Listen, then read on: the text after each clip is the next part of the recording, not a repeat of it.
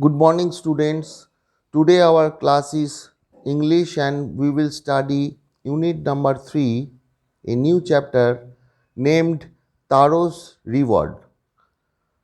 Before you read, I want to read these specific lines of the story from textbook. This is the story about a thoughtful and loving son. He works hard to fulfill his parents' wishes and get some unexpected help. A young woodcutter named Taro lived with his mother and father on a lonely hillside. All day long he chopped wood in the forest. Though he worked very hard, he earned very little money. This made him sad, for he was a thoughtful son and wanted to give his old parents everything they needed. One evening, when Taro and his parents were sitting in a corner of their hut, a strong wind began to blow. It whistled through the cracks of the hut, and everyone felt very cold. Suddenly, Taro's father said, I wish I had a cup of shake. Shake means a type of drink. It would warm me and do my old heart good.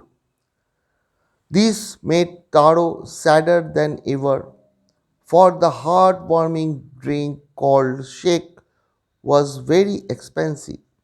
How do I earn money? He asked himself. How do I get a little shake for my poor old father? He decided to work harder than before. Next morning, Taro jumped out from bed earlier than usual and made his way to the forest. He chopped and cut as the sun climbed, and soon he was so warm that he had to take off his jacket. His mouth was dry and his face was wet with sweat. My poor old father, he thought, if only he was as warm as I. And with that, he began to chop even faster, thinking of the extra money he must earn to buy the shake to warm the old man's bones. Then suddenly, Taro stopped chopping. What was that sound he heard? Could it be? Could it possibly be rushing water? Taro could not remember even seeing or hearing a rushing stream in that part of the forest. He was thirsty. The axe dropped out of his hands and he ran in the direction of the sound. Taro saw a beautiful little waterfall hidden behind a rock. Kneeling at the place where the water flowed quickly, he cupped a little in his hands and put it to his lips. Was it water or was it shake? He tasted it again and again, and always it was the delicious shake instead of cold water. Taro quickly filled the pitcher he had with him and hurried home. The old man was delighted with the shake. After only one swallow of the liquid, he stopped shivering and did a little dance in the middle of the floor.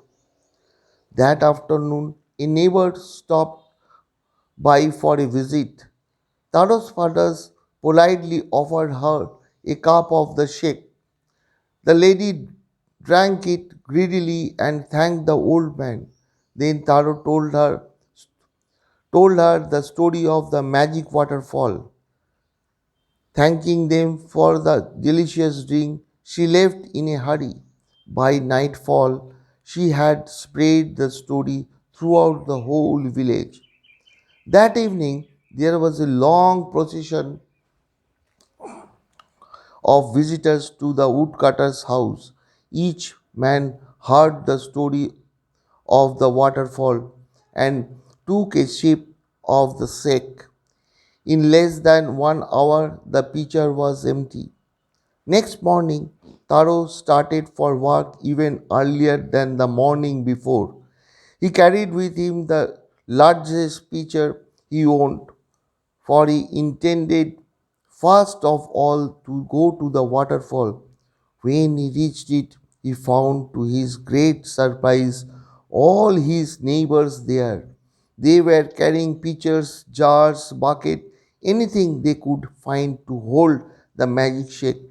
Then one villager knelt and held his mouth under the waterfall to drink. He drank again and again, and then he shouted angrily, "Water! Nothing but water!" Others also tried, but there was no shake, only cold water. "We have been tricked," shouted the villagers. "Where is Taro? Let us drown him in this waterfall." But Taro had been wise enough to slip behind a rock when he saw how things were going. He was nowhere to be found. Muttering their anger and disappointment, the villagers left the place one by one. Taro came out from his hiding place. Was it true? He wondered. Was the shake a dream? Once more he caught a little liquid in his hand and put it in his lips. It was the same fine shake to the thoughtful son. The magic waterfall gave the delicious shake to everyone else. It gave only cold water. The story of Taro and his magic waterfall reached the Emperor of Japan. He sent for the young woodcutter and rewarded him with 20 pieces of gold for having been so good and kind. Then he named the most beautiful fountain in the city after Taro. He, this said the emperor was to encourage all children to honor and obey their parents. Now this story is over and I will give you some glossary or word meaning and phrases and idioms. Chopped means cut into pieces. Whistle through means pass through with a whistling sound. Cracks means narrow gaps. Shake means a popular Japanese drink. Expensive means costly. Cupped a little in his hands means took some water in his hand. Delicious means very tasty. Pitcher means a pot. Greedily means desiring more and more. Intended means planned. Trick means deceived. Muttering means speaking unclearly. Sent for means called. Phrases and idioms throughout the day, all day long, throughout the day.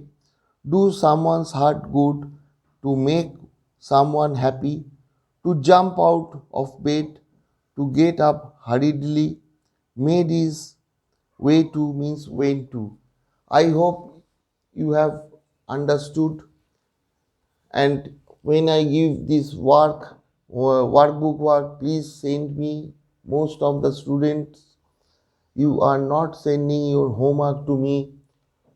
Please write in your workbook and send to me. Okay, see you in next class. Thank you.